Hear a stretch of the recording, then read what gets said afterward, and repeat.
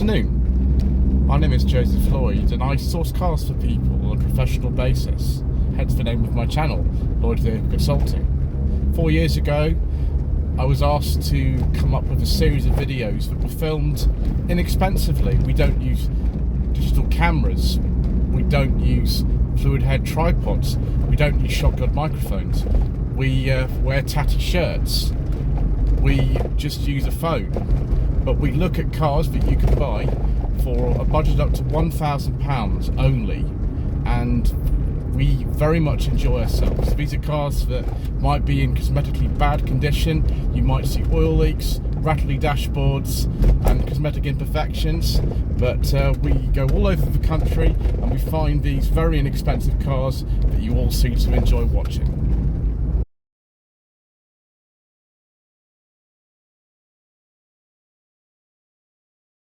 Well, viewers, what an exciting day. Not only is this the 200th episode of No Budget Reviews that I have made, and you might ask, has anything changed in the last 4.5 years that you've been making it? Well, not really. We're still using the same old phone that I bought second hand in 2019. We've still got absolutely no budget whatsoever, and we're still filming really old, cheap cars like this 2000 Daewoo Lanos 1.6 SX. The SX was the fancy model because we've got front fog lamps and other exciting stuff like electric windows and air conditioning and electric aerial and all sorts of other modern conveniences. I think back to the year 2000 when this car was made, and there I was kind of taking driving lessons and thinking about terrible jokes to do with Daewoo's, because there are very many. You just have to start singing the Banana Boat song to make one of those, but unfortunately Top Gear made that joke in the 90s, so I shall not do that, because that'll be the day I start doing things properly. I'm afraid, viewers, it's going to be one of those sorts of videos. I do apologise. For some reason, I cannot find any other UK contemporary reviews of this car. I think I'm the first for many years. There's one from Men and Motors back in the day. There's a Top Gear episode from 97 when Steve Burry went to Korea at the launch of the Lanos Laganza Manubira. But yeah, I'm the first, and so you have to put up with my terrible jokes, viewers. I do apologise. Thank you to Lee, by the way, LSP Car Sales near Factory in Berkshire, for supplying this car.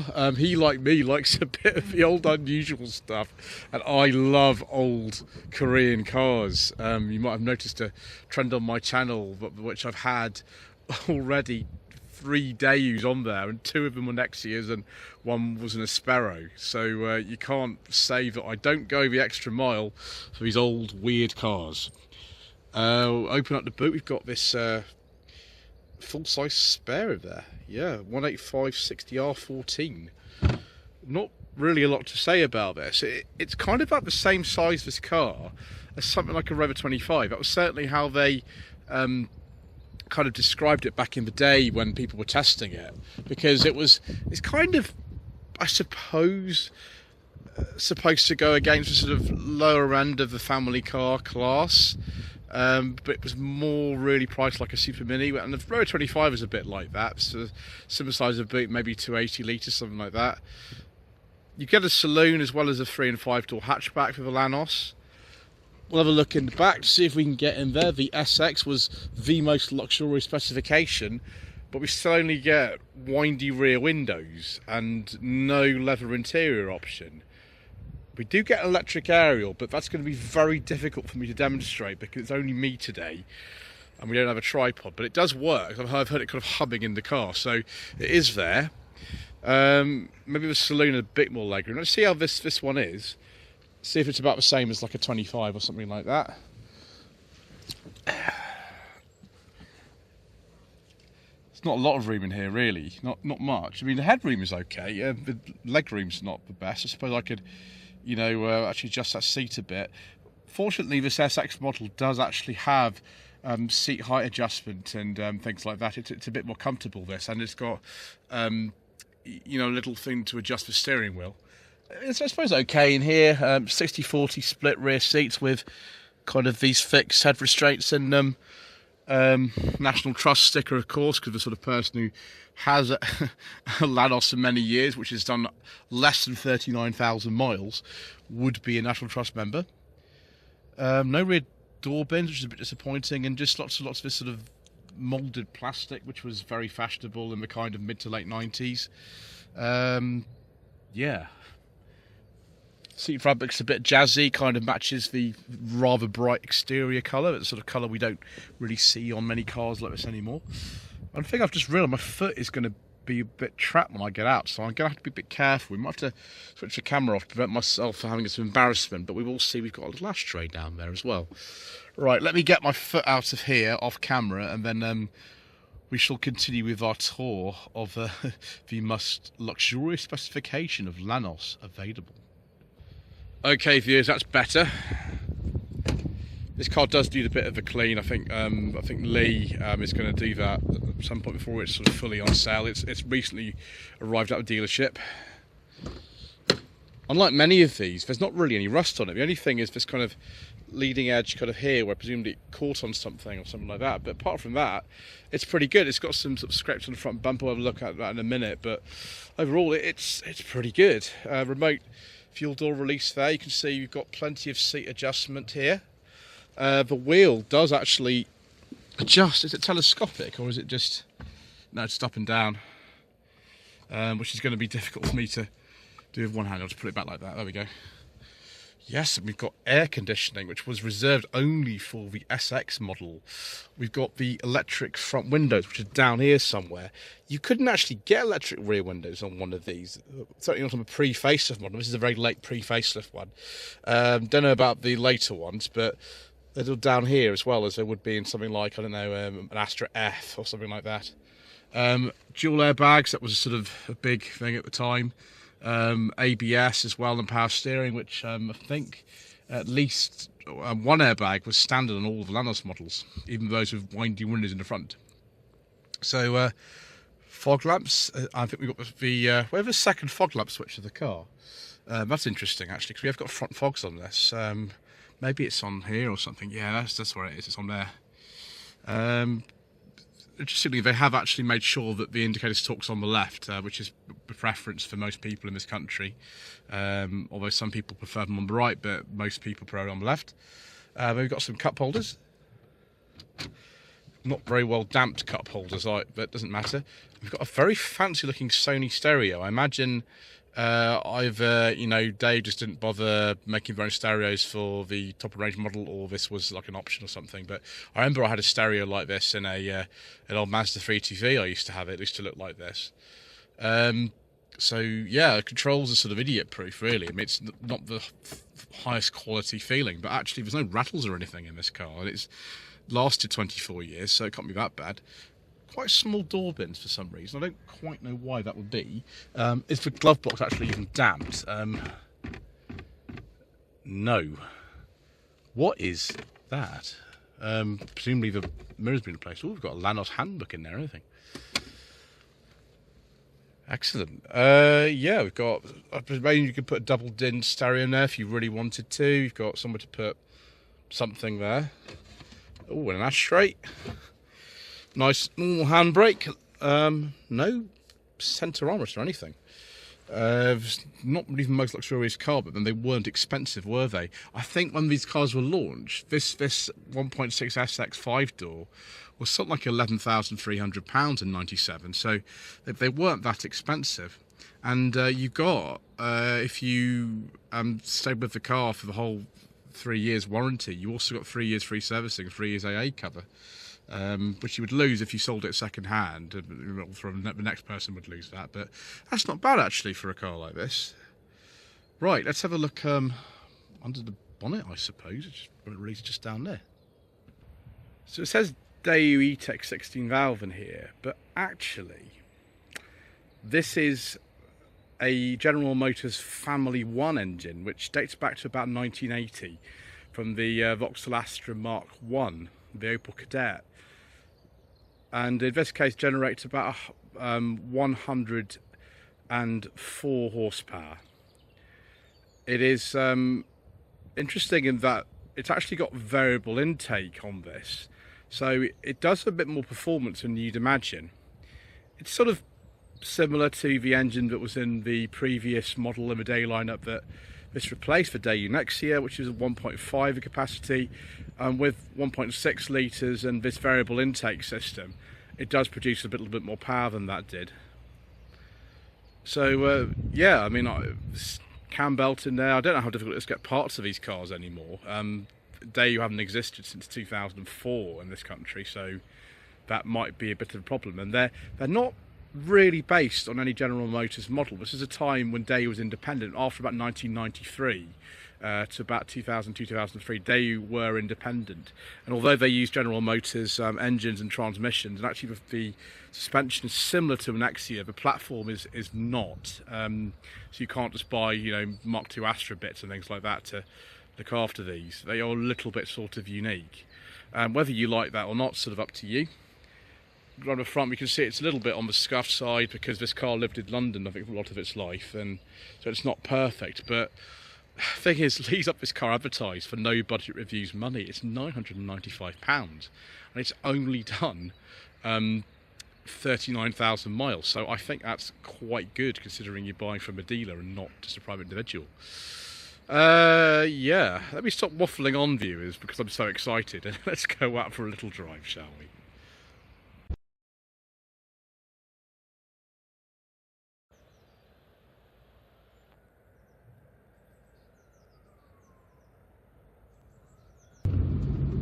So viewers, how does this amazing Daewoo Lanos drive?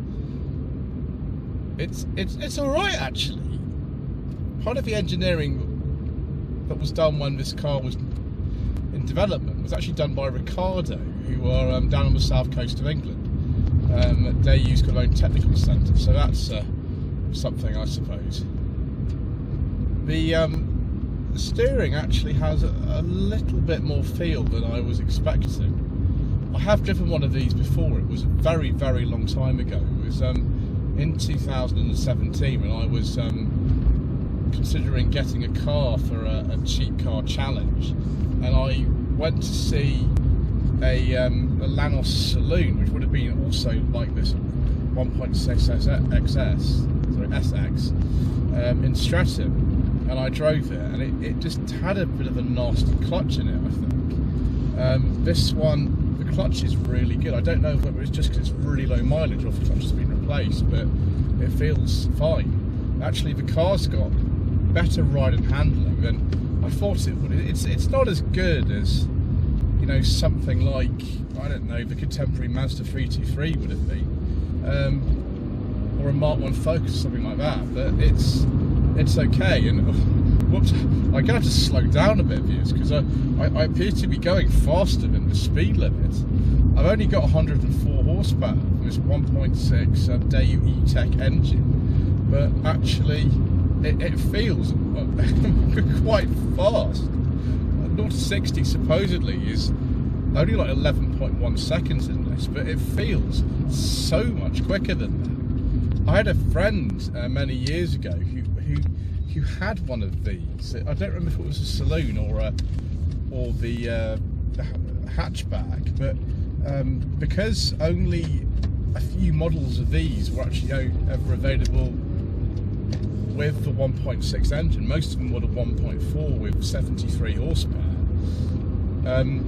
It probably was a 1.6 SX like this, and it's quite urgent feeling for some reason. I don't quite know why. Because the suspension's a little bit old, the ride probably isn't as good as it was when it was new. But you know, this actual car is on sale for £995 at a dealership. Come on, you can't expect it to be in as new condition. And actually, it's all right. You know, not like a 323 or a Mark I Focus or anything like that, but it's okay. Considering this would have been about the same price as, you know, like a mid-specification Fiesta or something like that. at the time, it's not too bad. There's not that much more room in a way in one of these than that mid-specification Fiesta, but you know, it's not bad. I'm quite impressed. I might even press that air conditioning button and see if we actually get anything out of that. Yeah, after all these years, I mean, I only had a very short test drive of that Lanos Saloon in 2017, which was just like down a couple of roads in Stratton. I think it was 20 miles an hour. So actually opening up this car on some decent roads, it's proven to be quite an experience.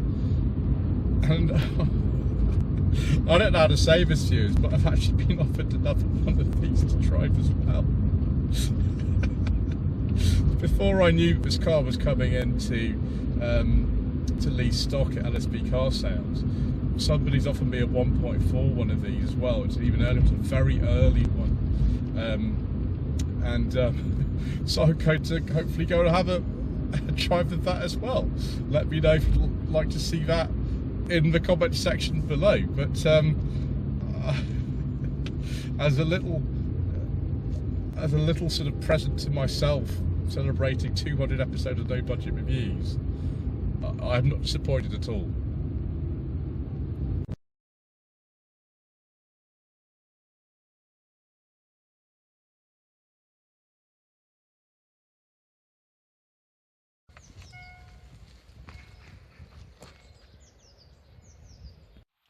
Let's now look at some Daewoo Lanos trim levels. So when the car came out in 1997, there was the S, the SE and the SX. The S was only available as a 3-door with a 1.4 engine. Thank you, Sony Stereo. Later on, there are other models available like the S Special Edition, the SE Extra, that was again only available as a 3-door. The Special Edition, the SX Special Edition and the Extra. Now, I'm not actually joking when I say this, but if the Extra model had air conditioning, it would have been called the Extra Cool, because that's what some of the Daewoo models actually were called a little bit later on. The car was facelifted in 2000, a bit after this one was made. And it actually continued production in some places. I mean, the last place in the world was Egypt until 2020. Yes, the Daewoo Lanos, or whatever it was called, because there were lots of other names used for the car, continued in production until 2020. So it was built in South Korea like this one, Egypt, as I mentioned, Russia, Ukraine, Poland and Vietnam. And all over the world, it had all kinds of other weird names, like the Daewoo Sens for Chevrolet Lanos, the Zaz Lanos, the Zaz Sense, the Zaz Chance, yes, take a chance on me, the FSO Lanos, and the Don Invest Assol. I feel a bit like an asshole right now. Anyway, viewers, should you consider a Daewoo Lanos for your hard-earned budget up to £1,000? Well, it's not the most exciting car that I've ever driven, but I feel really, really excited about it anyway, because I'm really strange and we're celebrating the 200 episode of No Budget Reviews. So, yes, of course. This is the most exciting car ever on the channel. Anyway, thank you ever so much indeed once again for watching. Don't forget to subscribe to the channel if you haven't already done so. Like this video, comment below, and we shall see you again soon for more inexpensive motoring.